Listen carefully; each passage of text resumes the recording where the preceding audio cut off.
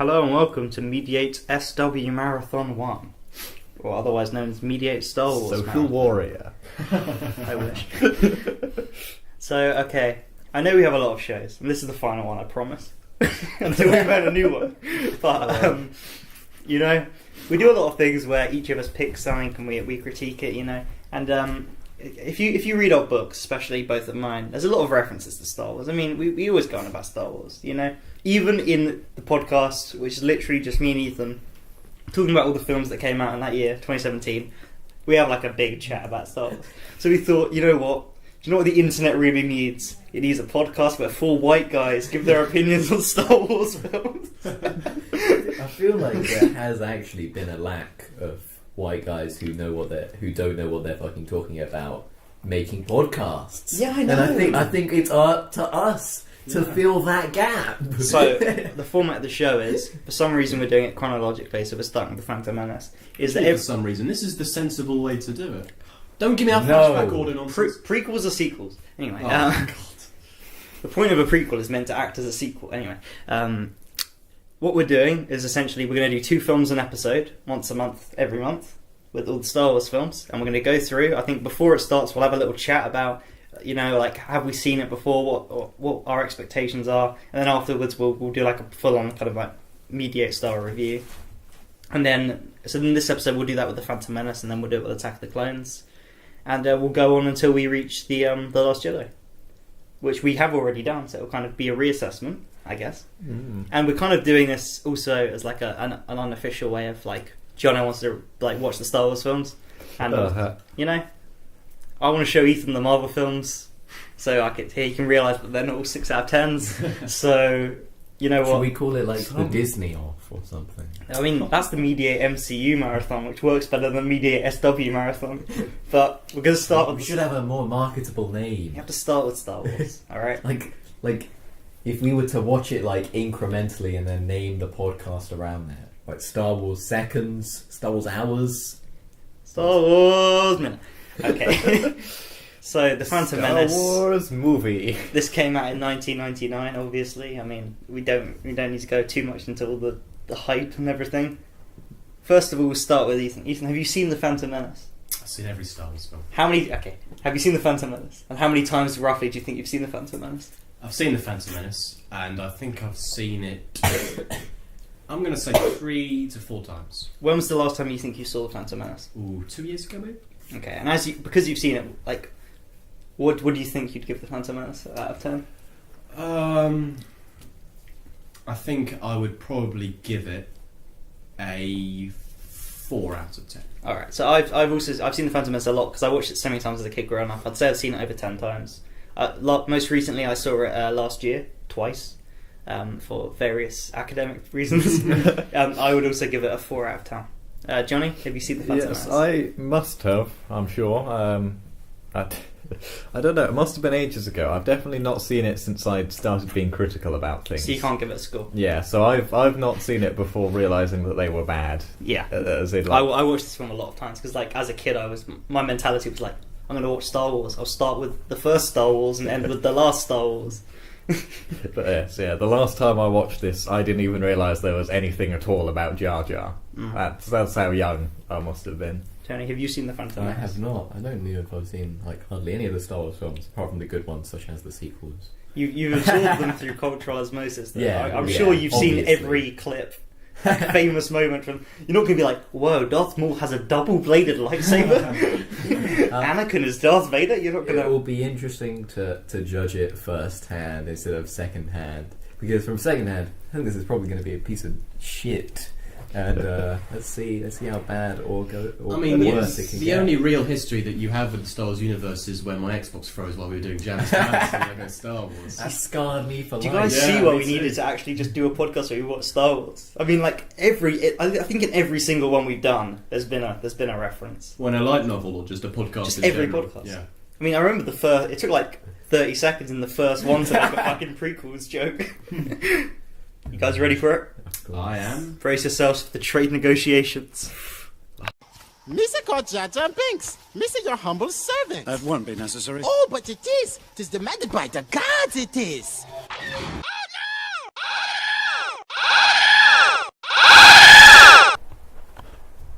over. Guys. I mean, we've only just begun. I don't think we've yet got the high ground. It's a long time yet before it's over. God. I mean, that film was a surprise. Not a welcome one. That was a piece of shit. Okay, so we've generic thoughts and feelings first of all. So I think we should start with I don't know. Tony, you hadn't seen. That's the first time you've seen that film. It is. What do you think? I Did it live up thought to your that a lot of people like Star Wars is a high bar, like the original trilogy, even though I haven't watched it fully. Like I know it's a high bar because there's no way it wouldn't have stayed this way as long as it is. You're gonna realise it's actually a piece of shit. Can you imagine? And so when it's obvious. You don't need us to tell you the prequels are bad. That's the most overdone thing. But like, there's a difference between going from a 10 down to like 5 or 6 or 7 out of 10 to going from 10 down to like 3 out of 10. Like this is, it's so. You can tell that like at no moment did anyone think, "What are we doing?" Like Yeah. at no moment did anyone consider that actually this is shit.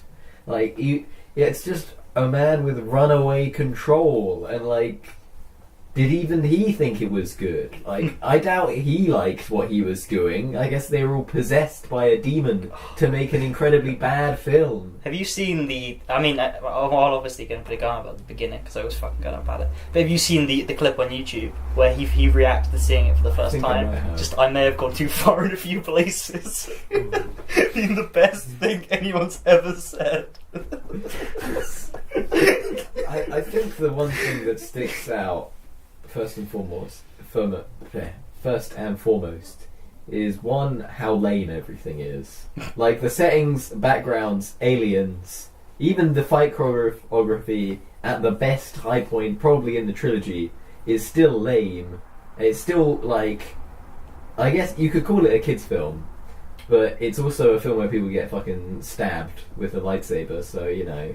Cut in half. Yeah, remember in cut the in half. original trilogy they blow up a fucking planet? Yeah, but that's also not a kids film. Yeah, And, but like, it's if you, this is- man. It's you. Look, this Like, has, this mild threat. this has characters in danger, okay? God. Yeah, I don't know. I mean, I could just say I don't like it in a myriad of different ways. Okay, let's go at it from a Let's- different let's angle. deep Let's down. assume you didn't like everything. What did you like? What did you okay, enjoy the First film? of all, 'Cause if you didn't like everything, it's a 1. So. it's like every shot is like intercut with, like, it's like bad, good, bad, good, bad. It's like a perfect like discordant cacophony of like occasionally they'll throw a good scene in to like lure you in, like a well sort of spaced and like laid out shot of an environment or characters. They'll throw some Windows XP background shit at you and it will like hit you for your weak spot while you were engaged, and it's like a constant. But alright, I say that's another roast secretly, and you asked me for things that I did like, Yeah. so So that was a cop out. The one time they used super speed. Did you enjoy the lightsaber fight? The one that everyone lightsaber likes? fight has good moments. It's like 30 seconds of goodness out of a 20-minute. I say 20 minutes, like maybe 5 minutes all cut together. That's interspersed over 20 minutes, kind of between the 3 worst fights. Yeah, some of the shot design is good. Some of the practical sets early on are good. That's about it. Do you not like the pod race? You don't. Oh, the pod race is fine. But it's just like, it feels like they use the same shot like 20 times. That is true. Right, Right, Johnny, you probably know the most about the film, despite having seen it Yeah, I not that many times. Yeah, I know a lot about a lot of random things and the characters that show up in this, but don't really know the film that So well. as a film, as a piece of cinema, you know, it's just on its own, you know, disassociated from all that, you know, the political intrigue on Naboo, you know, the Trade Federation, the Jedi Council, you know, meeting this young. Well, what do you think about it all? It's not a good film. End review. I think this is what this prequel trilogy part of the podcast is gonna be. Tony, you've got to go from the bad to get to the good, and then it gets slightly worse again.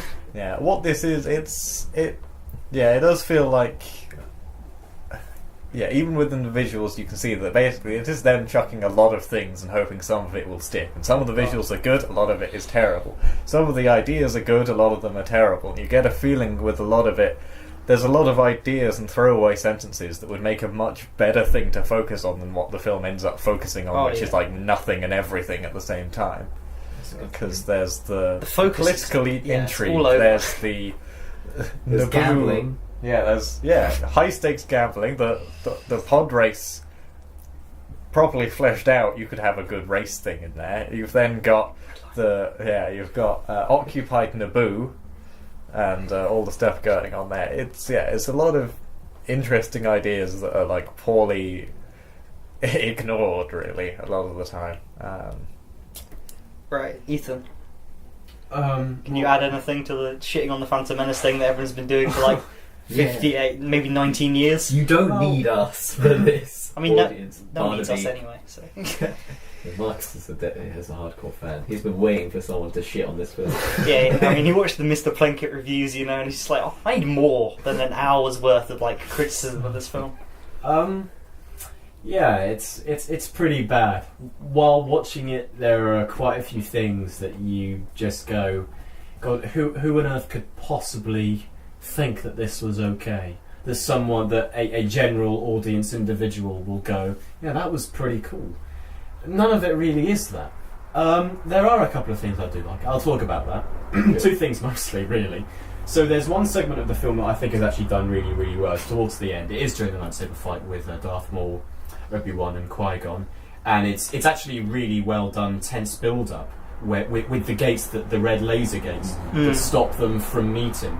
And it's good because Darth Maul and Qui-Gon are very, very close to one another, but you kind of get a feel for Obi-Wan's frustration because he's quite far away from the action and he wants to go and support Qui-Gon Jinn, but he's so far away and there's so many gates, you kind of feel like he's out of it completely. And I kind of get his frustration because of that as well. Maybe if he'd been closer to Qui-Gon and hadn't, been thrown off the edge of a platform before, he might have saved him or something like that. So, I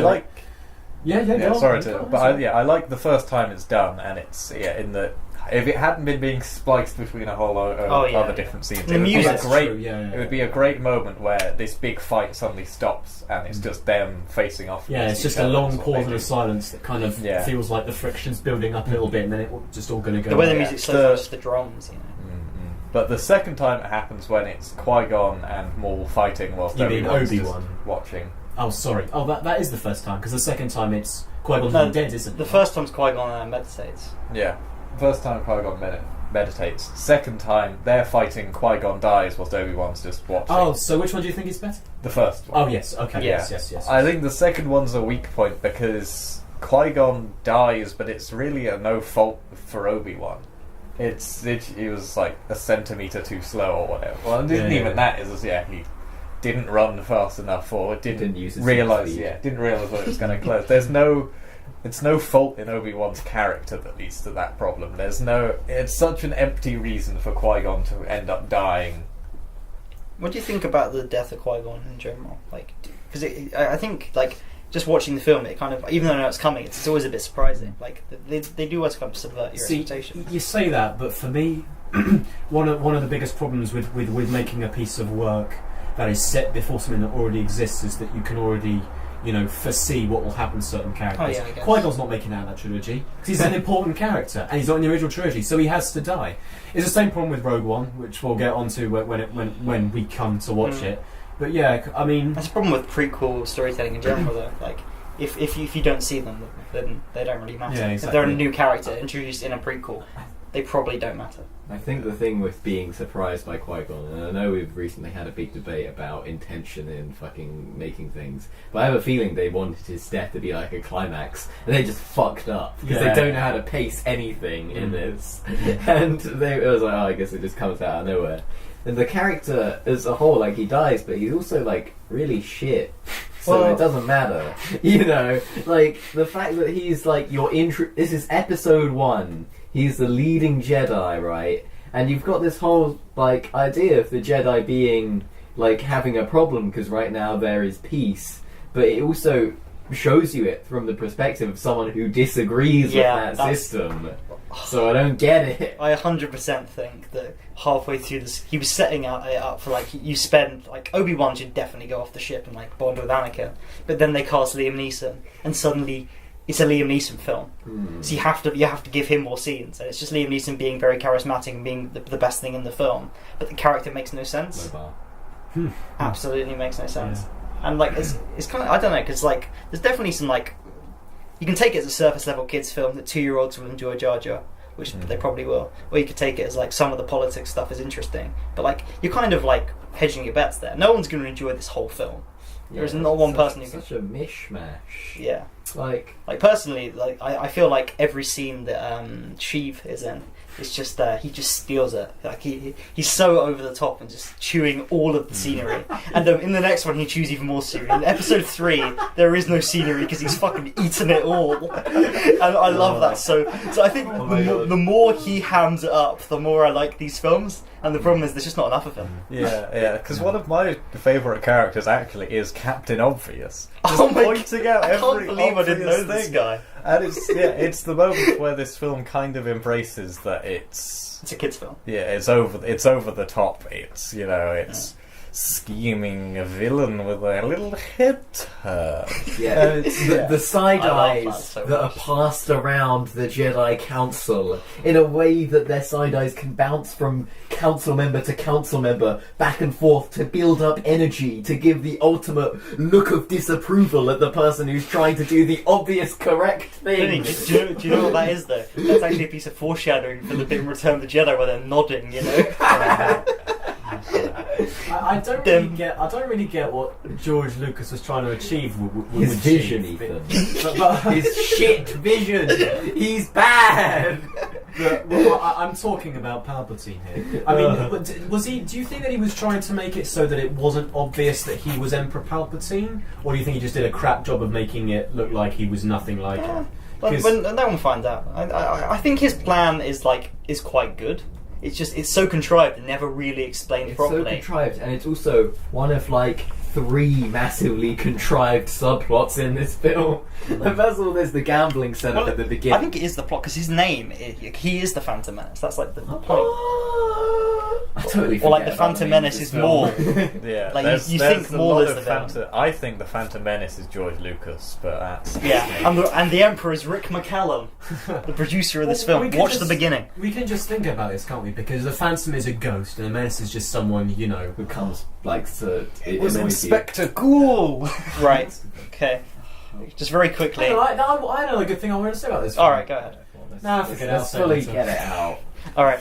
Do I get to bring up good points later? One word very quickly. Jono, before going in, have your expectations been exceeded, or is it even worse than you expected? I think... Or have they been met? I think they are a little bit worse, I think. Okay, Tony, expectations, have they been met? Is it worse than you thought? My expectations... I mean, I always underestimate what bad suffering is. Suffering leads to hate, Tony. Hate leads to the dark side. I think I tried to set myself up for failure, but I honestly... I don't know. Do or do not. There is no try. That one didn't work. Alright, so it's worse than you thought. I think it's almost just a tiny bit worse. I didn't know it would be Ethan, very bad. Is it worse than you thought going in? Just like the kind of score you had before, is it even worse than you remembered it being?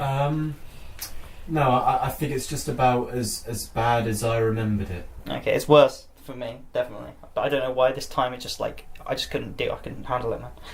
Like before I was like, oh, there's some good stuff in it. This time, no. Does it stand alone as a film? If you take it away from like Star Wars, just as a film, do you think it stands alone? No. Jono? Yeah, no, I don't think. It opens a lot of I don't know. It's a weird place to start. First yeah, of all, it's a weird place to do it. Episode 1. It should stand on its own. You definitely shouldn't watch this one first. Yeah, I think if the originals didn't exist, this would. I mean, it would be an interesting look of all these alien races and whatever. It would be perhaps. It would just be a bad science fiction. But yeah, it would be a bad science. It wouldn't exist. It would never have been greenlit if Star Wars didn't exist. You can't be like. Yeah. Yeah. Yeah, it's a difficult thing to answer that. All right. Just very quick, Tony. Do you think it stands alone? Just say no. I mean, I There you wouldn't want to watch it. Ethan, no. Okay. I said production and wider context. I think we all know how this film was made. Watch fucking. First of all, watch what's his name. Mr. Plankett's hour-long review on Red Letter Media because it's brilliant. Watch that for all the prequels, by the way, and episode 7. And then watch the making of documentary on YouTube. It's also an hour, and then you can kind of just see how this whole fucking thing was created. Essentially, they let an insane man with crazy ideas just do whatever he wanted. And if they'd done that in the original Star Wars, it wouldn't have been like the success it is today. It's important to have an editor, someone to bounce ideas off. It's important not to let him direct as well, because he's not a very good director. Anyone else want to say anything about production or wider context? I think The impact on culture this film made, you know. I mean, it's nowhere near as culturally significant as the original film. Actually, I think it definitely brought like in terms of backlash, the idea that someone can take a property this successful and fuck it up on a scale this big. Also, like, this film coming out was kind of like when like nerd culture became mainstream. Like this was like the first like big main like this comes out the same year as The Matrix. Suddenly, science fiction is cool. I know this is shit. This isn't cool. Yeah, but suddenly, like it going to see films like this is like popular as the thing people do. It becomes like a ridiculously high grade. It's definitely important. Also, we're going to get into Attack of the Clones in this episode. That's the first film shot on digital. I mean, like the special effects is bad, but had Lucas not put so much money and like so much work into VFX, would we be where we are today? I don't know. Probably we'd be a few years. I think he pushed it forward by a few years. He's always more interested in tech than actual like storytelling. It's the 2001. Guys, how it ties into the franchise, but it's quite hard to do this with like the first film. Apart from it just sets it up at a really poor place. Ties is a strong word. I think it sort of like mangles itself like a fucking frozen body, just like locked and gripped onto it. It's dead. It's. Yeah, I know we talk about how bad it is, but I do, and there are some really stupid things in this film, but I do think that after watching this film, it does give, maybe not a good direction, but definitely a concrete direction of how we get from here to the first Star Wars film. Like, it does set things in motion. I don't see it. Really? Well, it sets up who Anakin is, where he's from. Kind of. Yeah. But like, You see where... I'm not praising the film in any way. I am literally just saying that... My personal opinion, I mean, this is fair enough, you might disagree, but like, the first two are just... There's hardly anything. The third one has to fucking, like, just pull shit out of its arse. It comes up with the most ridiculous contrivances to try and make them connect. Yeah. Anyway, scores and rankings. So this is currently our favourite Star Wars film that we've seen on this podcast. This is number one in all our rankings. But what would It's also bottom. I mean, a glass half empty and that kind of thing. Scores and ranking. Ethan, before the film started, you gave the film a 4 out of 10. Would you stand by that rating? Yeah, I would. Can I say something as well? Yeah, sure. One thing I wanted to mention earlier that I do like about the film is that, yes, it was created by a madman who isn't very disciplined filmmaker. He kind of just does what he wants. But I do admire the fact that he was trying to do something completely new or take a massive risk. Making a film this political or about those kind of things is always quite dangerous. And if it didn't work out, I mean, yeah, I guess everyone loses out. But the fact that he had the balls to try and do something, you know, just try something else that wasn't, you know, just Star Wars rehashed as we know it. I kind of sort of admire, even if it didn't work out to what people expected it would. I still kind of like that almost. I mean, I love the balls on the man, but it's such a fucking shit film. Yeah, it is. It's not a 4 out of 10, it's a 3 out of 10. There you go. So I'll stick with a 4 out of 10. Yeah, it's even worse than I remember it being. And the best thing is, next up, we have an even worse film. But you guys need to give it a score. That was a good transition. How did you do that later? It was a good easy transition. Oh, okay, alright. Oh, jeez. Yeah, I think 3 out of 10 is fine for this. Did I give it a score at the beginning? Or No, you haven't seen it. 3 out of 10 was, I mean, I could predict Harry. I was like, yeah, Bosh, I'll give that an 8. It's like how I saw that you gave Death Note, after seeing the first episode, you're giving it like a 7 out of 10 score. Yeah, because I dropped it. I put it on hold. Johnny? It's like 4 years ago. What would you give it? I'm between 4 and 3. I think erring on 3. Okay. I do. Ethan said I admire it taking risks, and I feel like taking risks that aren't calculated is a really dumb move, and this definitely doesn't feel calculated in any way. However, I will respect that, although George Lucas's vision I have taken the piss out of, if you describe the things in this film in the broadest of broad strokes, and then applied them to a completely different, better made film, it would be good. Like, underwater thing, that's good. Political stuff, good. Jedi stuff, also good, you know. Mm-hmm. But it's just bogged down in the details, which really fucking hampers it. Also, Jar Jar's shit. I mean, Jar we don't need to. I think we just. It is You don't need racist. You don't need us to say. Yeah, the film's really great. I reckon. Gungans, When- fucking fat mosquitoes, fucking midichlorians, fucking the entire pod racing thing isn't even that good. We're moving on to the only PG Star Wars film now, Attack of the Clones. Wow, is it really the only PG one? We didn't even talk about how bad Ewan McGregor was in that. Please, Ethan, we've got a whole other thing to go. The kid isn't even that bad.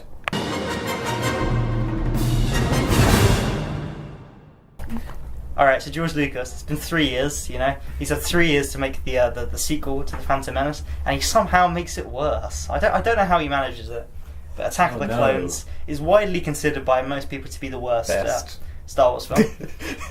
It's commonly at the bottom of most people's lists. Some people like it. Some people, I could see it being a guilty pleasure film, but for me, it's just a piece of shit.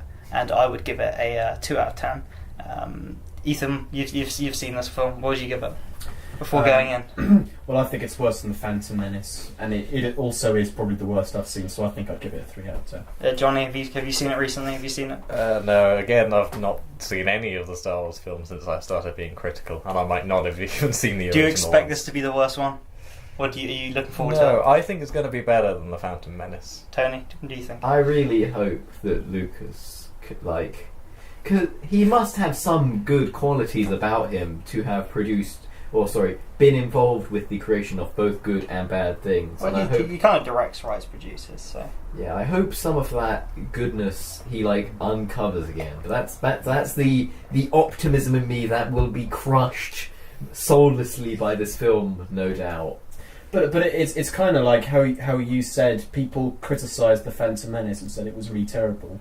But then he, like you said, doubled down. He said, no, I'm going to keep going as I intended, and he just didn't really learn his lesson, did he? And he kind of made something equally as bad as the Phantom Menace, if not worse. Yeah. Should That we find would be out? fine if he wasn't gambling with studios millions of pounds. Oh no, it's his millions, though. Really? It's fine, yeah. Oh, that's fine then. Yeah. That puts it in a different context. Yeah, Star Wars is But- great because it's just he makes them. He made, especially with Empire, there's a reason it's really, fucking amazing. It's because he has very little to do with it. He writes the script and then just fucks off to make Indiana Jones. and he's just, producing the film. It went over budget, so he actually paid, all his own money. Literally, his own cash just out of the bank account to finance the film. think Did he that does direct the put it in a first Star nicer Wars film? context. Because I know But Irvin Kushner did the second one, right? He did the first one, and he does the prequels. Sorry, Tony, I interrupted. Yeah, just the idea that if he is doing this for himself, that puts it in a different Oh yeah, context. this is like The Room on a galactic scale. I wonder what he gets out of them if he's happy with it, because I hope he is. Yeah, he does. I think that's why he makes them. Good. Anyway, Well, shall we maybe watch I'll see more of it in this one. Let's watch it, man. Yeah. Let's watch that fantastic opening scene. Oh, Jesus Christ. Your clones are very impressive. You must be very proud. Next live TV is Prequel. So, that was Attack of the Clones, the worst of the Star Wars films. Although I had a lot of fun with it. Mm-hmm. Alright, so, generic thoughts and feelings. I mean, where do we start before? I can't remember. Do we start with you, Johnny? I think so. What did you feel about Attack of the Clones? I think it was much better than the Phantom Menace, is my feeling. In terms of how it looks, definitely it looks a lot better, I'd say. There's First less film shot entirely on digital, obviously. Yeah, there's less sort of gross shots where you go, oh god, why did they do that and move it in. It feels better. It's much more entertaining to watch. perhaps not in the way they meant it to be entertaining, but entertaining nonetheless. And I don't know, it's fun to watch. I love Dexter Jetster, his diner. I don't get. Come in and saber dart. Yes. Well, what do you know? Just do that forever. Well, what was it? Just outside some maze or something? Before the Ricky maze? The Ritzy or something? The Ritzy maze, Obi-Wan. Possibly. I'm a pirate who's also a big dinosaur who owns a 50s diner.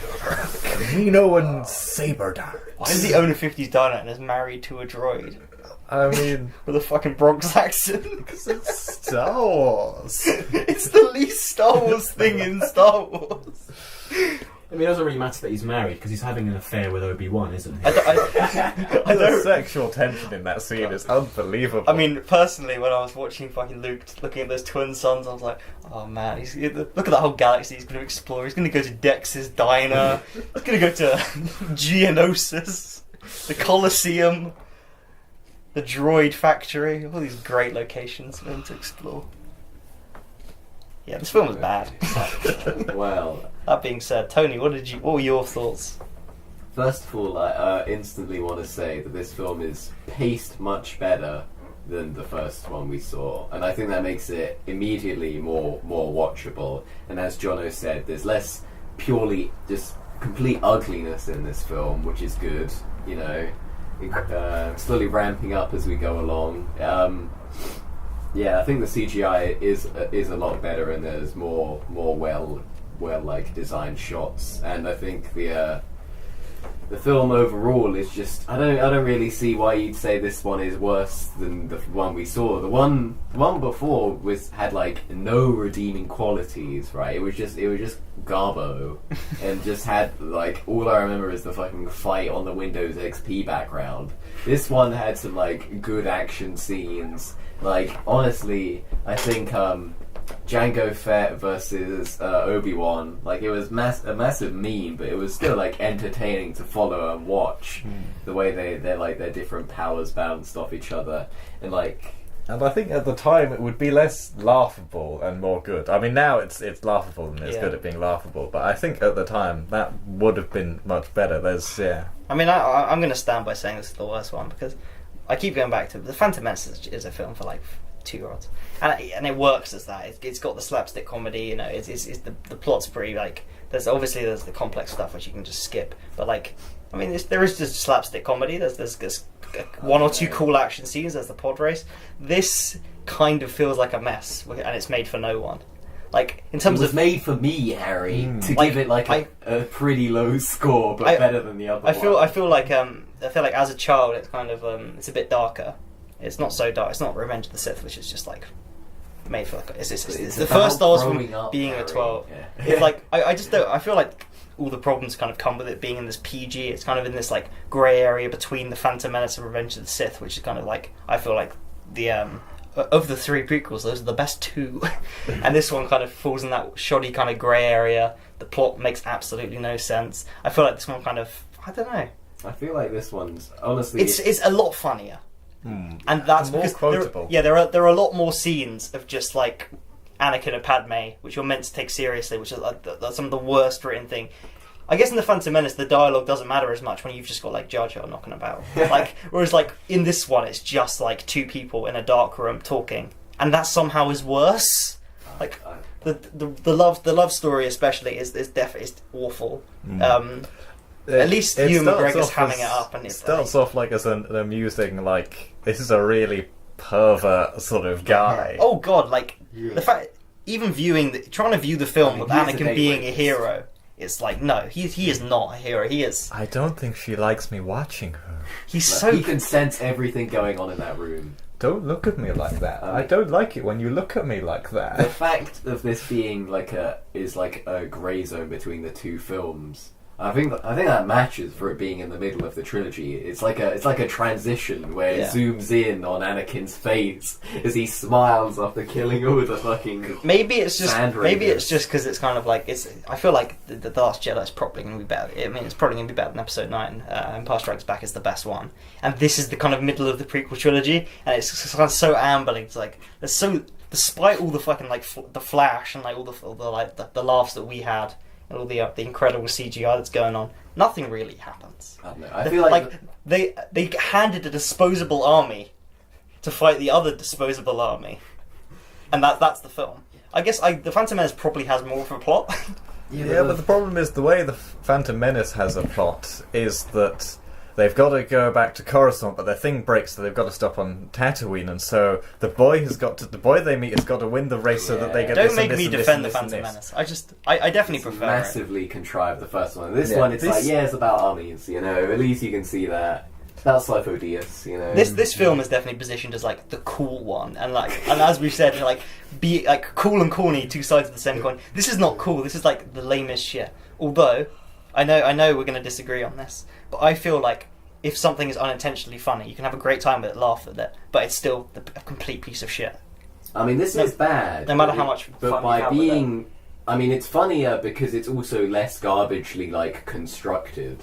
Like if it was like dragging and slow, I would have stopped laughing at it. And laughing is just a way of expressing the fact that I am engaged in what is happening, rather than being like sedated by Episode 1. Oh yeah, but it really does moving a lot more than the Phantom Menace. The Phantom Exactly. Menace just feel but slow. I definitely feel like there are like 5, 10, 15-minute stretches of just nothing happening. Like the Obi-Wan noir plot, which is complete garbage, of just him walking around and having like discussions with funny aliens. I think the stuff terrible. on Tatooine is even more kind of just can we get this rolling a little bit? But I think the rest of the film it's also I feel like more than the Phantom Menace has a few moments. This really leans into like the playing on the nostalgia of the original trilogy, and just like even like going back to the fucking Lars family, you'll be the death of me.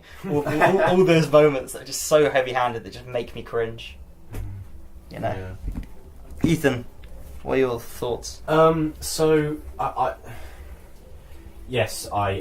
remember it just as well as I did when I previously watched it. It's just as bad as I remember, and yes, it does have parts that are just hilariously funny and really, really amusing, but as Harry said, for the wrong reasons. Someone intentionally wanted this to be taken seriously, and it wasn't, and that doesn't make it any better. It's still just as bad, even though we had a great time watching it. Yeah, I'd say it's because the Phantom Menace is a lot kind of slower and a lot. Oh yeah, but I say it also has more moments of kind of like, I feel like it's also more engaging for a child, because even the boring talking scenes have Jar Jar in them. It's but I hate Jar Jar, and the pod racing scene is not as good as the chase scene at the start of this one. But you're not a child as well. Yeah, but I'm me and I'm reviewing this. If you want to get a 2-year-old in to review this, then fine. Like, but we're not that. The way I appreciate the Phantom Menace is like, at least I enjoyed it when I was very young. I've never liked this. Even the fucking Lego game skips half the film because it knows it's a piece of shit. Yeah, that's very true. That is so and just starts at the end of the fucking... Yeah, it does. Although I think with the complete saga, it did go back and just create a new level, because before in each episode there was 6 levels, but with Attack of the Clones, because the first like half hour to an hour is really bad, they just had 5 levels, and when they went back and, well, I guess retconned it, they just created a new level, so it was 6 for each episode. Yeah, it's in terms of a plot perspective, I think this one certainly has more gaping holes than the first one. I think that people make certain decisions and change the course of the film in a way that is really unbelievable, and it's like, no, I don't think any real person would do that in those circumstances. Oh yeah. And the Phantom Menace, of course, does have moments like that. It's contrived to get them in the fucking pod race. Everything's built around the pod race. It is, but I still think the Phantom Menace, even though it's still pretty crap, does, a slightly better job of getting the plot moving in a sort of semi alright direction. Stay in that cockpit. Okay, and alright, so you have Darth Vader as a child, fine. This is worse. Darth Vader is the angsty teen. Like, Kylo Ren is brilliant. This is like... I'm glad Kylo Ren exists because he corrected the piece of shit that is Hayden Christensen in this film. Like, he's better in the next one, he's still not great. But my god, like... having to watch like those love scenes cut between fucking the Camino scenes, which I really do not like. I'm not saying that he's an incredible actor or anything, but I think he was also. I mean, the script is terrible. Exactly, but he is also bad. He's also really bad, but I feel like that is probably partly due to the fact that he was given a pretty terrible script, and working with something like that. Working with a script this bad, that there aren't that many actors that could have done something great with it or anything like that. I mean, I'm sure if Henry Fonda had been around and you'd given this script to him, I think he would have had trouble, doing a convincing Anakin Skywalker. Yeah. So it's a little hard on him. But you're right, his performance is pretty shocking. Yeah, So- I think they cast the wrong person. Their casting came down to two people, Hayden Christensen, who had the darker side, but not really as much as the acting, and another one who had more the acting but less the darker side. I think it's obvious that George Lucas wanted Leonardo DiCaprio, and you can tell because in the beginning, which I keep going back to, he's obsessed with Titanic. He's just he's driven by wanting to be better than Titanic, and he obviously wants to cast Leo, and that's why he casts Jake Lloyd, who looks a lot like kind of a younger Leo. That's very. And I think Leo he wouldn't have pulled it off, but he would have been a lot better than Hayden Christensen. By the way, so I think the funniest moment. It is in that fight. So for me, the Jango Fett Obi-Wan fight is fantastic. I didn't realise how funny it was until I just saw him fucking drop kicking him. I think that there are a lot of films out there that if you'll watch it by yourself, you'll just go, every 5 minutes, that's kind of funny. But if you're watching it with friends that you kind of know really well, this is a laugh a film lot to watch with friends. I feel like if you'd have picked this as you were going to do for Mediate, Jono, we would have gone away, watched this on our own, had a fucking miserable time, and come back. At least we watched it together and we had a laugh. I'm kind of glad we watched it. So the moment it's just after. He's karate kicked Jango Fett in the chest. It's the moment where he lunges to get his lightsaber, and his hands get tied by. When he's like, "Oh no!" Is Ewan good in this? I can't tell. I'd say yes because he's almost better. I wouldn't say good, but better. Yeah, I think I'm with Tony on that one. He's. I'm like you. I remembered him being really not very good in the Phantom Menace, but getting his act up to par in the second and third film. So now I'm a bit worried because I'm probably going to. Oh no, he's good. He is good in the third one. Is he though? Yeah. But is he though? Killing younglings.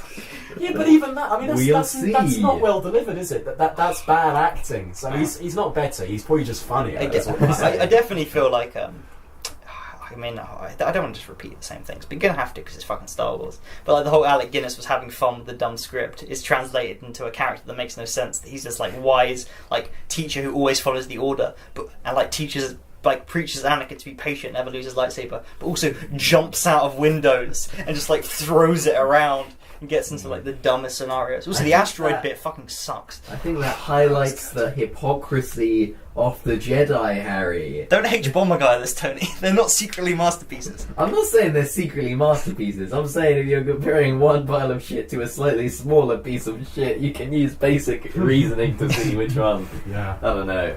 Yeah, coming off the last one, I was pretty harsh, but in this one, I feel like I saw Lucas's vision. I could see what he was going through. I don't know whether he took the criticism or just found a way to express what he wanted in a slightly clearer way, rather than being fucking bogged down by Ota Gunga and a fucking boss nass. This has, I don't know. Maybe I think my prequel trilogy problem is just it has a lot of aliens, and maybe I just don't like aliens, and that makes me think loads of scenes are ugly. You're gonna love the Empire. Remember the bit where fucking Jar Jar looks at the camera and goes you know how you hated me? I'm still here, boys. They toned him down in this one. Yeah, I guess they tone him down more and more. But he also is one of the central plot points of this film. Yeah, the fact that he creates emergency power. He's the founding father of the Empire, man. Yeah. Oh my God. I'm also not so sure why it's so funny. But the part where Obi-Wan just jumps through the window is just absolutely hilarious. I think it's partly because you don't really expect it. You don't see it coming. Oh, the explosion! The fucking explosion at the start. It's hilarious. I guess there was no danger after all. Just because it comes up, you almost want it just to go. That's the end of the film. God, the decoy queen thing. All right, carryover from the first film is still annoying. We've watched too much Star Wars today. Are your expectations met, Ethan? What did you think it was before you came in? Was it a 3? Yes, I think it was a 3, and it certainly comes down to the fact it's on par with the Phantom Menace, but I think I like the Phantom Menace based on the fact just that the Phantom Menace has got a better title. I like that more than Attack of the Clones. I think that's just I what it kept comes down to. forgetting the title though because the film was so forgettable. Yeah, I guess so. What is this again? Attack of the Clones is a worse title. Yeah. The fact that like a one line about the Clone Wars and Star Wars, they had to fucking go jump through all these ridiculous loopholes to have like this clone army. I think that might be the thing that pisses me off the most. It's just how completely contrived the whole clone army thing is. And like, Slife man. I'm sure, which was a fucking typo, that George Lucas liked so much he made his script make no sense at the last minute. Captain Typho. But the fact that like, I guess the Clone Wars kind of like makes up for it, but like. Just the whole film trying to... But it shouldn't have to. The films should just be good by themselves. Yeah. They shouldn't have to have some sort of other thing that fixes all of their mistakes. I mean, Star Wars Battlefront and Star Wars Battlefront 2 kind of like make it a little bit better. Yeah, I guess they sort of But dissipate that. The thing we're actually reviewing is bad. Tony, did it live up to your expectations? Did it exceed them? I don't know. My expectations I thought, if this is the most hated one, I really don't see how it's any... Like... I mean, this and the Phantom Menace are basically on par. Yeah. People have just like, I think it's just become the easiest thing just to say this one's the worst one because at least the Phantom Menace has like the pod race.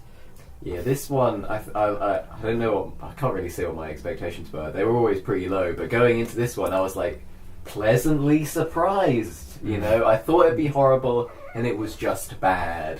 Which, you know, I try and be an optimist. I don't want to reductively compare things. I'm not going to sit down and watch this and be like, now in The Godfather, you kind of can do that with it because you're watching a Star Wars film. Yeah, you're allowed to hold up to the expectations of Star Wars, but also expectations of Star Wars prequels. The two worst things and the two good things living like simultaneously in the same universe. This has a really good trailer, by the way. Just saying. Having said that, I will continue to compare bad things to the best things on the planet. Do you want to expectations, Matt?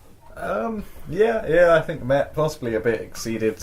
I was expecting it to be better than the Phantom Menace, personally, and it was. Nice.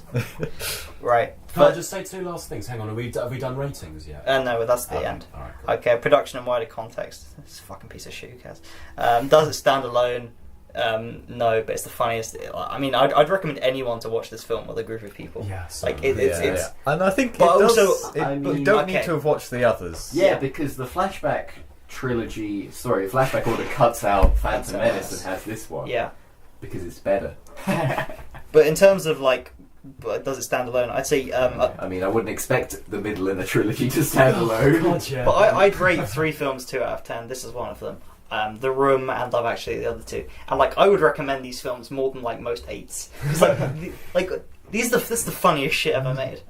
I feel like, I don't know. Like, 1 is just miserable. 2 is kind of like a little bit funny, and then 3 just goes back to being miserable again. See, 2 is this perfect spot of just that you can laugh at it, you know. Like, for me, when you get into 1 out of 10, 2 out of 10 territory, that's kind of when you're more bored than anything and you want to end as soon as possible. I mean, it's a bad film, but I don't really want it to end because it's very funny. So, you know. Yeah. I wouldn't give it something that low because that is something like another word in my smartphone. I just wanted that to end as soon as possible. 2 is my funny 1 star. Whereas 3 is just like a 2 star. You know? Okay. I mean, when it comes to my rating, I feel like are we like officially going around doing them? You said 2, right? Yeah, I'm going to give it a 2 out of 10 because it's the worst Star Wars film. I'm also going to rank it second. So it's currently second in my rankings, with my number 1 being The Phantom Menace. Alright, just because it's like... Which is a shit title as well. Like, what the Phantom Menace. Well, what does it even mean? You're going to shit on me a little bit, but you do have to Google it. I don't know. I think the Phantom Menace sounds a lot more mysterious and intriguing than Attack of the Clones. Attack of the Clones is just like, so they're going to describe the film to you as the title. And the Phantom Menace is a bit more Menace, it doesn't really missells you on a film that's set on a fucking Windows XP background. Yeah. I mean, it isn't really about a Phantom Menace, I guess, but I still prefer the title. And that's not really the reason why I think it's better. I just said that for comic effect. So. Episode 2, Secret of the Ooze.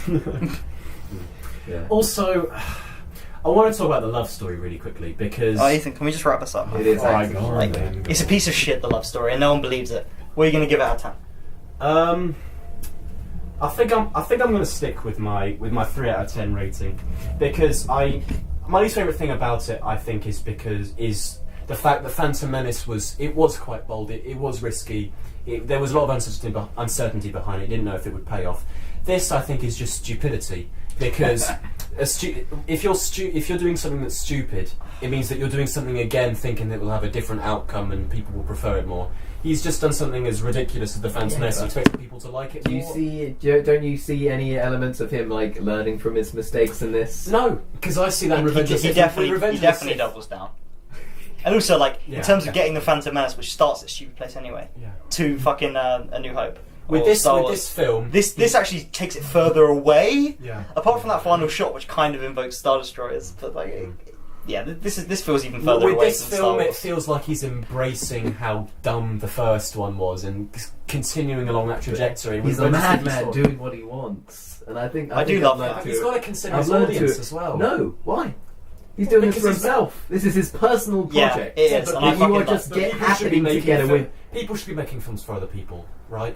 No. I mean, that's the purpose of Nah, it. It's it's- for audiences, not it's- yourself. it's the You- Guillermo- when it's you're- the Guillermo- You can be your own audience. Yes, but when you're making a film, you don't make it for yourself because that's when you get self-indulgent. You make it for other people. They're meant to be the ones who enjoy your film. You put them first before. I mean, that's one way of yourself. doing Yeah. it. That's one way of That's doing the it. way of doing Do it. the Guillermo del Toro rule, where you do one for them, one for you. That's So what- that again, The sorry. Guillermo del Toro rule of one for them, one for you. Was the fish fucking one for him? Or Yeah, not? that was No, definitely. no, no. I think you should, if you want to make a film that you Ethan, think you'll can we just enjoy. fucking wrap this up? No, flapjack. I don't know why I said that. Please don't freeze my bagel. If you want to make a film that you'll be proud of making, or you think you will be, then that's fair enough. I mean, everyone should make a film that they want to make, but they should definitely put their audience before them. Is what I'm trying to say. This is some weird, Instead like, of doing one for you and one for them. modernism, postmodernism, what is the purpose of art discussion that is outside the scope of a review for episode 2. I see where you're coming from. Yeah. But I think all films should be like that. Yeah. That's what your Yeah, message before you. is. Yeah, because He's like, making these films for him because he's a fucking like rich weirdo who has no social skills, and I love that. Yeah. When I design my room and its layout, I'm thinking about myself, not what if someone comes in, what does this evoke in them? You know, there are some Yes, things but you that's do for because you're. yourself. But that Ethan, can you give this a fucking score, please? I just want to fucking sleep. it's a 3 out of 10. And where is it in the rankings? It's the worst one by far. I will say that are we retconning scores? No, Because can we just? Why don't you just let I us? mean, I want to God's have. sake. Other, You think He's a it's- dictator. Anakin Skywalker would like it. I don't know. I feel like probably I'd realise Phantom Menace is worse and give it a 2 and give this a 3. If not, I just give this a 3. I might give it a 4. Tony, do you really think this is a 4 out of 10? Yeah, I'm giving a lot of shit. Ethan likes a 4 out of 10 and not Autumn. Yeah, I'll stick with 3, and in my mind, I don't know, or in the fucking spreadsheet, the other one can be 2. That. Yeah, And this all one- right. Yeah, you can change it if you All right, want. yeah, 2 and 3. I thought Yeah, you done. meant like you want to come back and like Oh, no, a no, later no, date no, and no. change the score. All right, No, that's no, fine. yeah. First one was 2 and this is 3. And this is more enjoyable, and in my rankings, this is obviously above the one with the lower, Go on, lower Johnny. score. Take us home. Yeah, so I'll give this a 4. Oh, that's controversial. Yeah, and for now, it's the best Star Wars film. God, I hope it stays that way. Can you imagine if we just like completely pan every other Star Wars? Just imagine that. Yeah. This peak. Hello, we are in the third part of this first episode of the Mediate SW Marathon. It was okay. I'm not gonna lie because I can't be asked to edit the rest of it. Originally, the plan was to do 2 Star Wars films an episode, but Solo isn't coming out on Blu-ray for a while. So what we're doing is we're kind of changing it. So we're doing the prequels in this episode. The next episode 2 will be Solo and Rogue One. The third episode will be the original trilogy, and the fourth episode will be the Disney sequel films. That works. Mm-hmm. You guys think? Yeah. All right. So episode 3 is the one good prequel. You guys excited? I am hyped. I think I'm prepared to 180 my opinion on the prequels based on this film. Okay. So Wow. But before we go in, I mean, like, we got to talk a bit about our prior experiences and what we think the film is, you know. So, Tony, have you seen the whole of it? I have not seen the whole of it. I haven't even seen the whole of any meme versions all the way through. Like, I've never sat through all of Backstroke of the West, which I've wanted to do for ages, but I haven't found the time. Johnny? So I've definitely seen the film properly once, at least, maybe twice. But yeah, got it on CD. It's the only one I've got on CD. But I've seen it more in meme form because I have seen Backstroke of the West not once but twice. And I've also watched the whole of Reverse of the Sith, which is just Revenge of the Sith but reversed, and it's so much better. You know, it's about how Obi-Wan kidnaps a child, rams it into a woman,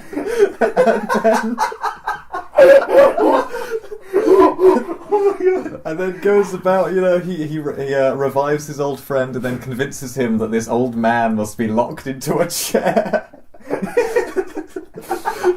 He carries the old man. Yeah.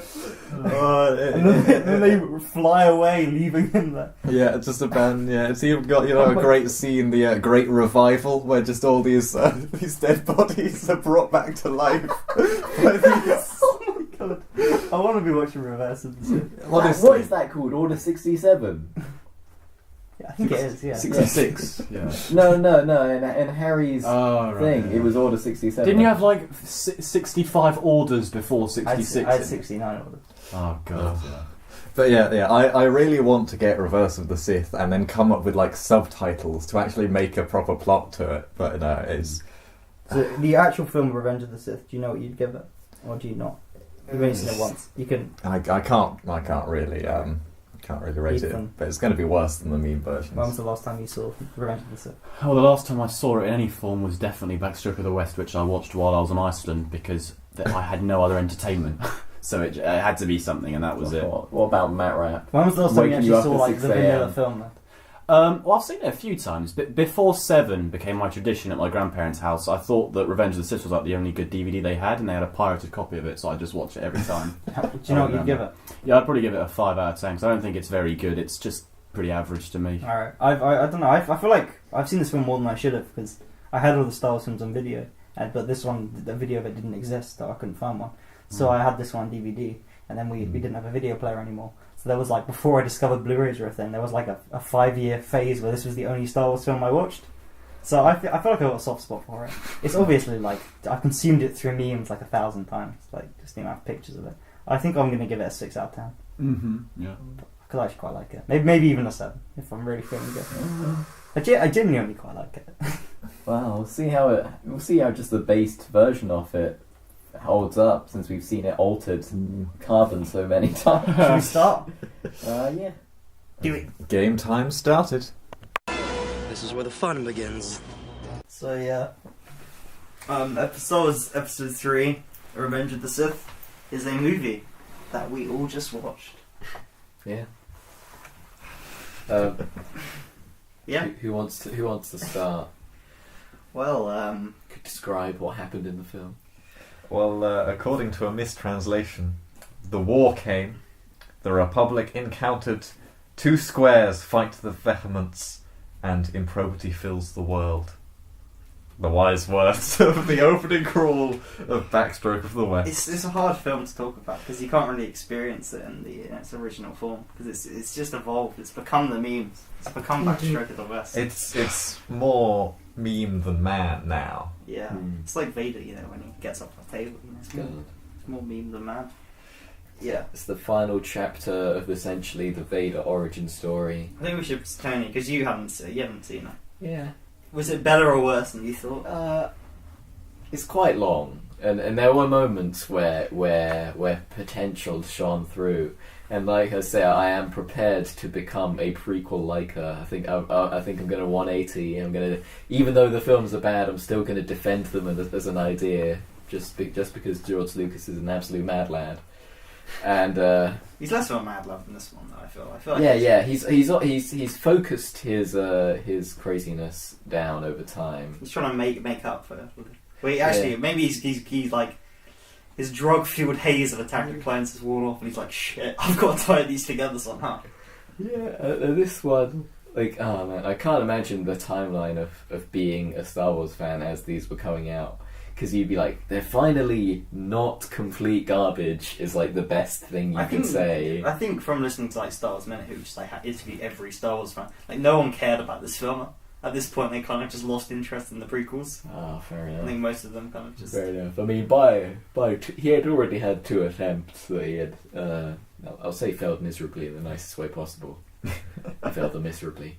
But this one is I wouldn't say it justifies them, but at least it's okay, you know, as a film. Yeah, it does suffer from a lot of pacing issues, but nowhere near as bad as the first two. The camera angles and like shot framing are still quite bad. I feel like there's definitely like a contrast between like the incredible CG, like the camera's kind of swooping following the ships in an amazing shot, and then Lucas just sits back in his director's chair, and his idea is like, oh my, in the documentary, like he says this as if it's a revolutionary thing. He's like, I have one camera pointed at the actors from this one and another one, so in the editing room I can cut between the cameras. Like every shot. Red Letter Media do a great thing where they just show every scene, how every scene is shot, and like every scene is like someone stands up from a sofa, walks around slightly, and then they sit down on the sofa again. Yeah, it's the directing is pretty poor, apart from the CGI bits, which are really good. Yeah, the CGI has held up really really well. This one definitely, and I feel like I am glad that he pushed digital sort of films as hard, because now they're a lot better, probably because of the fact that he burnt a lot of money on this to show that it could be done well. At least from a technical perspective. It was a good year, 2005, because we had Battlefront 2, we had this film, we had the video game, you know, Lego Star Wars, the original one came out in the same year. Yeah. It was a pretty decent year for Star Wars, because it was pretty much Star Wars last year, because it was meant to go away. It was meant to die. Let's come back with a vengeance. Yeah, I mean, the same prequel complaints still filter in for me. Like, the plot is massively convoluted for no reason. The characterization it's got more holes in than Ayla Secura. Don't you feel like a lot of the mistakes, it's kind of like aren't really this film's fault? Because if you're trying to review this one on your own, like Anakin's turn to Vader's pretty quick, but then like he had 2 other. For some reason, he made Anakin like a 9-year-old boy for the first one. Yeah, so I know, but I would. Okay, but it's also this film. Not entirely this film's fault, but the same guy did the other 2 films. Yeah, that's true. So, you know, it's not like I'm going to give him a pass on this one. That showing that sort of character growth from whatever Vader was before he was Vader to becoming Vader, it happens very quickly, and it doesn't feel like, I don't know. There is something interesting about the back and forth between the Jedi trying to take power and the Sith, you know, and the Senate. But it's like, you obviously know the Jedis are the good guys. Like, you're never going to play a heroes on both sides when you've got, like, the dark side behind one of your factions, you know. I feel, it definitely counts it up, though. Like, he this is finally the film where he's like, alright, I want to see you become the Emperor. And so the evil head turn scene where he does, like, 6 evil head turns in a scene. The fight where he's like, no! I'm weak! No! Jedi taking over! This is as he kills Mace Windu, just like, power! It's just... There are some very good... That entire battle, the Jedi go down way too easily at the beginning. It's unbelievable. Kid Fistu.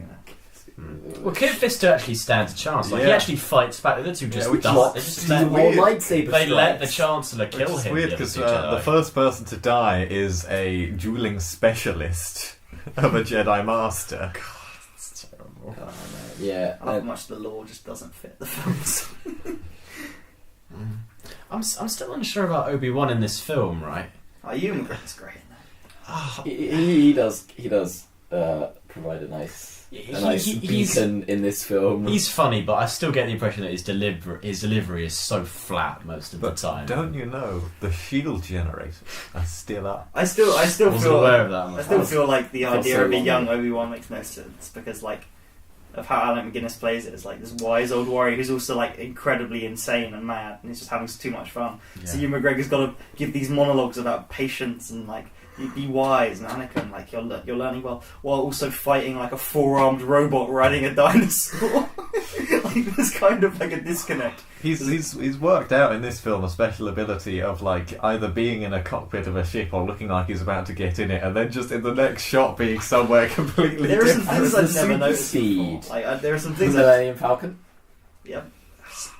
Like the bit where the clone trooper jumps on top of the droid and shoots it down at it. So yeah, I've noticed that, but I think mostly because it's a lot more striking when he like gets the lasers to go into his gun and jumps off it. The Battle of Mustafar. It's pretty good. It goes on for way too long. It's overly choreographed. Everyone knows that, but there's not a lot you can say about this Yeah, film. with Vader, he doesn't even like set it up that well about like what makes him become evil, because he sort of does it out of the necessity to save Padme, and then he kills Padme, and he's like, no, I guess I'm going to be evil for the next 30 years, as Harry pointed out. Yeah. Yeah, I feel like, I don't know, obviously there's the comparison to make with Kylo Ren and how Oh that god, I just- thought you were about to say Iraq then, and I was like, Iraq. oh. No, with Kylo Ren and how that sort of dark side sort of apprentice story can be told much better than this. Yeah. Yeah, I don't know. Kylo Ren is just good Anakin. Everyone knows that. Yeah, so you'd have to think like, well, how would they do Anakin then? Better, theoretically. Can't do Kylo Ren. Do Kylo Ren, exactly. You know, just make new films. Hire a good actor to Abort play this. the lead. Yeah, fair enough. But again, Proper actors being in films that aren't like Jumper.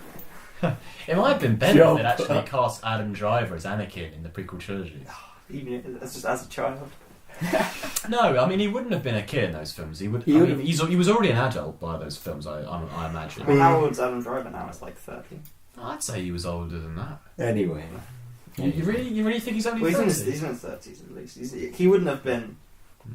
Maybe. I don't know. My mum always It should have went been Leo. on about a TV show that she used to watch ages ago with him in, and he was like he was an adult in that. Should have been Leonardo DiCaprio. Shouldn't.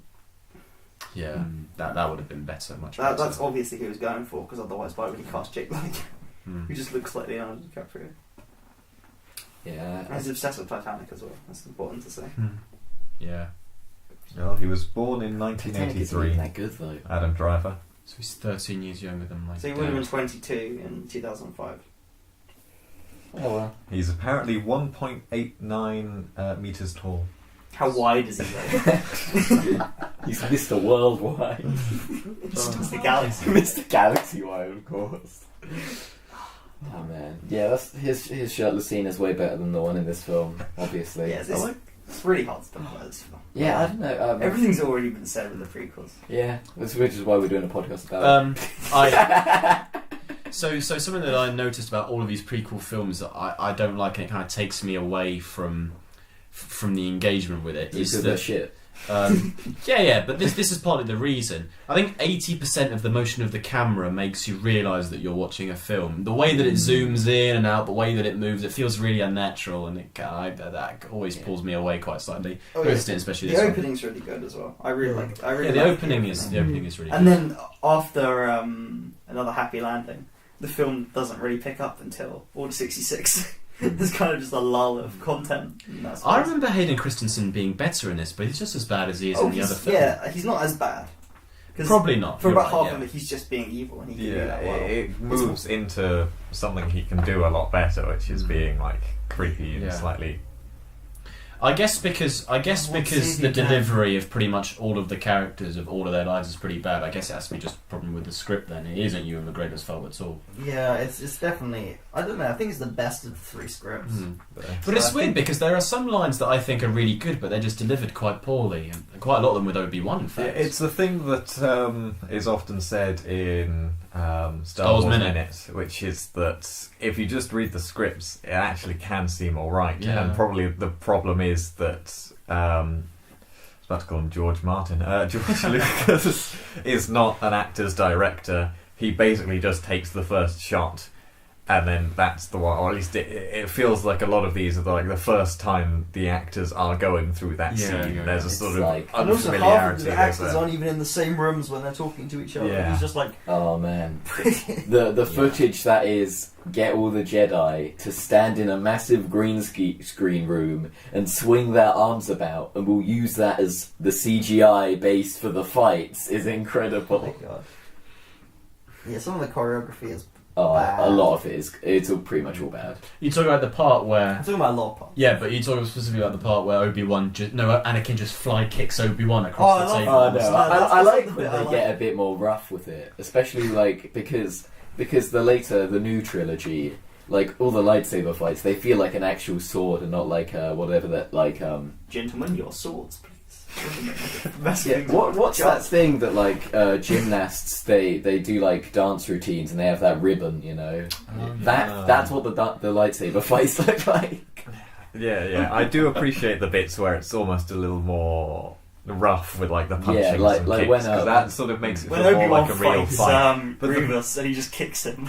Yeah, that makes sense because Grievous is like made of metal. So how could punching even work? No, that's the is- thing is Obi-Wan kicks him and he breaks that Yeah, leg. but before that, Obi-Wan I think punches him, just doesn't hurt a thing. And the guy's made of metal. I don't even know. Is he made of metal or is he made of a different material? The Jango Fett fight. That's from a different film, though. You can't talk about that in this The one. same director. It's the same trilogy. I feel like tonally this one's a lot better because he's just like, oh yeah, this is a 12. This is like dark, whereas Attack of the Clones is You like. say tonally this is much better, but Master Anakin, Yeah, what I are know. we gonna do? But this is a hard 12. I mean, like, yeah, it does have things like that. It might. This is controversial, but every Star Wars film should be a U. But you know, whatever. But So the I characters almost should only thought be in you- danger, and that's it. yeah, but the original trilogy is. I No, almost, they wouldn't be today, but they are used. I almost thought you were going to say, In Phantom Menace. I mean, this is controversial, but every Star Wars film should have a bit where the main character butchers young children. Every Star Wars Controversial. film should end with holding an orb. Controversial Star Wars opinion. The main character's name is Luke Skywalker. Every trilogy has the main character, right? This was Annie, and then it's Luke, and now it's going to be Rey. Yeah. That's fair And the enough. main character's always not the most interesting thing about the films. I sort of feel sorry for George Lucas a little bit because Yeah. he created two really bad films and sort of worked himself into a position where he had to try and save all of that with his last film and try and make sense of the plot that he was doing and just couldn't do it because he fucked up so much twice before this one. Yeah, but I feel like I don't know. I feel like this is the best he could have salvaged it, and that's while being George Lucas. It's the best he could have salvaged it. I think that's right. Yeah. Yeah. I think the position that he was in after having made two films and trying to take everything together in one last film and to have the rise of Darth Vader, or the formation of him rather, this is probably, like the best thing he could have done.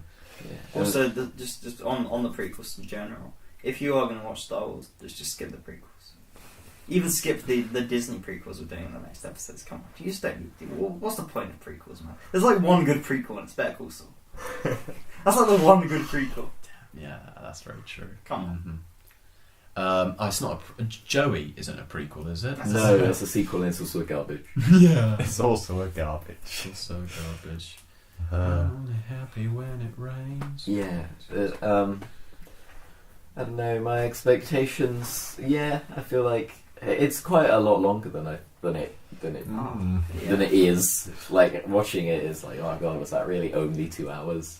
It was 2 hours 20 minutes, I think. Yeah, exactly. But it just feels like really Yeah. stretched at certain points. I mean, but films that go over 2 hours better fucking justify it, you know. Yeah. Like Hereditary, like 2 hours and a half, like 10 minutes. Like that 10 minutes, and I just cut it. What's the minutes would that be? She doesn't need to go to see that old woman like 3 times before realising she's turning to evil. the films of 2018 preview. Yeah. It's the films of Yeah, 2004. again, romance. It's probably the least awkward it's ever been. But it's still pretty bad. It's still the least. No, awkward that's it's because I'm ever so been. in love with you. Well, then love has blinded you. Yeah, I know. I feel like It also doesn't work when one member of a relationship is like, yes, we should have a dictatorship.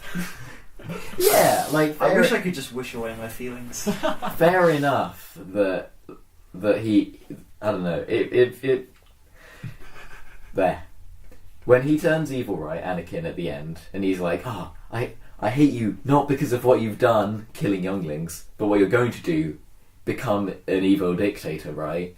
He always was gonna be that, right? He said that back in Naboo that he wanted that. Why did she blind her? The power should just be on. What? Come on. It's because she's so turned on by him describing the act of killing Tusken Raiders. Tusken She Raiders just can't- children as well. It's yeah, she's very like blinding herself in the previous film, and on this film she like realizes all like, wait, when your husband kills children, that's a bad thing. It's such a great moment though in Attack of the Clones, which is like, that sounds an awful lot like a dictatorship to me. And then like 5 seconds later they're rolling around in the grass. It's like it's just moving on from that. Okay. Yeah. Should we like rate it? Yeah. Right Now? now. Alright, Tony. I want to know what you think. Yeah, well, we Do you think it's the best one of these three films? yeah. I know what clearly. Ethan. I know what Ethan thinks. Johnny's just going to talk about it being backwards. He's gonna shout, General Grievous! Oh man. You know, I will roast these for being incredibly poor technically, but there are moments where where some of George Lucas's crazy genius that I assume created the original trilogy and inspired this and went overboard on this, like, shines through in a proper way. Like the confrontation between Anakin and Obi-Wan, like a few lines, like as a back and forth when he comes out of the ship, and it isn't the bad cut that's just straight to Obi-Wan and straight away, because that looks dumb. Like do look really cool and like, yeah, this is what something from the prequels like should have been really cool things, and not fucking Gungans and Kit Fistu, whatever he ended up making 3 films about. And so these are bad, like, I will say that, but I feel like this is the least bad. Yeah, And definitely. I feel like there's enough I like in them, and they've spawned, you know, so many great moments, you know, just everything Obi-Wan says. Sorry, sir, you have to leave. I think I will go with a 5 out of 10 for this. Alright. And I will say that even though each prequel film individually I will say is bad, the idea of them as a whole, George Lucas, if you're listening, is just so ridiculous that you sort of have to stand back and appreciate the audacity of it all. And so yeah, Lucas, if you're listening, you know, I'm not going to hate on you anymore. We've gone too far in a few places there. Johnny? Oh well, it's not as good as Backstroke of the West or Reverse of the Sith. I feel it says something that just like a completely mangled version of the script, I'd say, is a better version of the script. As you know, it turns it into a comedy with some of these beautiful shots, not beautiful shots as in the way it's shot, but some of the moments, like the opening. Some of the background and sets are good. Yeah, some of it is actually. Yeah, some nice people to that look worked at. on this film know what they're doing. Yeah. Joe Williams and Ben Burt. Yeah. But That's the one saving grace of these, of all of the films, if there is one. It's John Williams' score. The score and the sound design is just still great. yeah, Star Wars' sound design is probably one of the best sound designs in anything. Yeah. Alright, am I moving to like rating it now? Yeah, I think it would be nice to know what you think.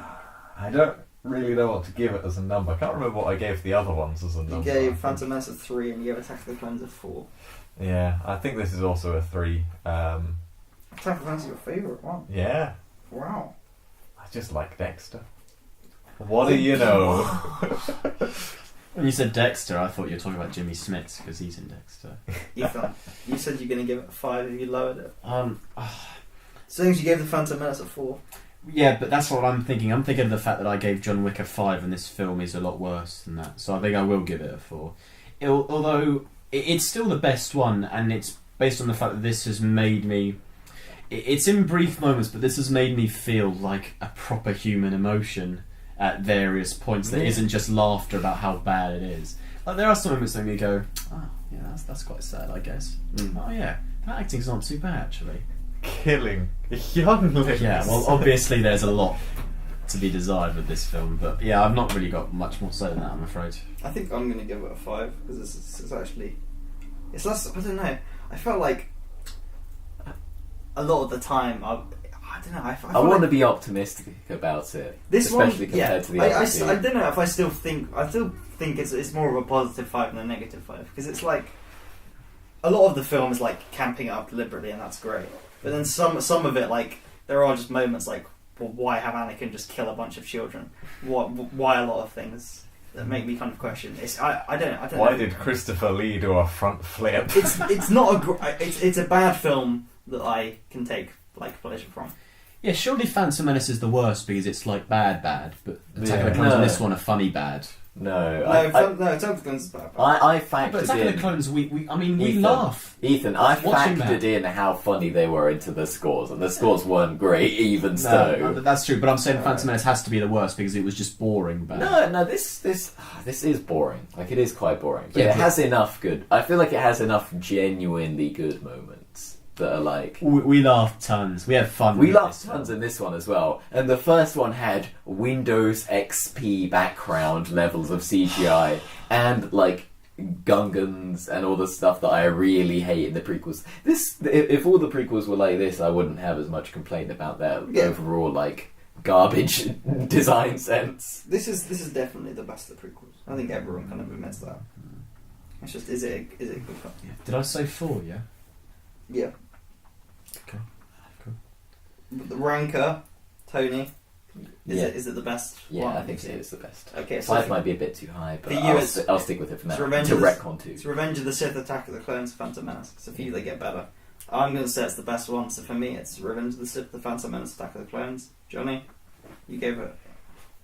Yeah, well, I 3, mean, it's so- Attack of the Clones, then it's this one, then it's Phantom Menace. Ethan, you said that it's a 4, which you also gave the Phantom Menace, which is the better one. No, I kind of regret that because I think the Phantom Menace is the worst one because it's the one that I find definitely the most boring. So it probably goes Revenge is the best, then Attack of the Clones, then Phantom Menace. So don't trust my ratings. Wait, so what are your ratings? So Well, you said that I gave the Phantom Menace the 4. highest score with this. Yeah. And Do you Attack want of to the Clones- lower the Phantom Menace to a 3 then? Yes, please. Yeah, I'll do that. Retcon already. Thank you. Alright. I mean, I think we have changed the numbers a few times. So officially, the Phantom Menace is the worst one with 11. Then it's Attack of the Clones with 12. Then it's Star Wars Revenge of the Sith Episode with 3. 17. There will be blood. Jesus Christ. Right. That's true. Join us next time where we look at Disney's attempts to make 2 prequels. One's better than the other.